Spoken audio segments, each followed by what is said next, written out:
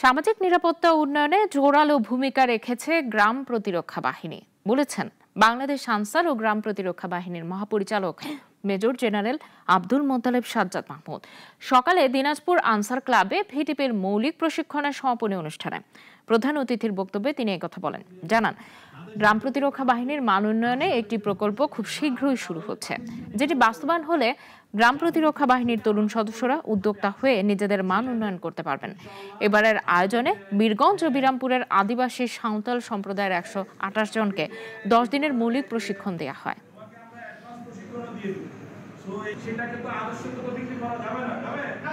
আমরা মূলত আপনাদের যারা ভিডিপি তরুণ স্বেচ্ছাসেবক যারা আছে তাদের উদ্যোক্তা হিসেবে তৈরি করার জন্য আমরা আমাদের স্টার্ট মার্ক মানে যাত্রা শুরু করার একটা অলরেডি আমরা পরিকল্পনা অলরেডি নিয়ে ফেলেছি ইনশাআল্লাহ।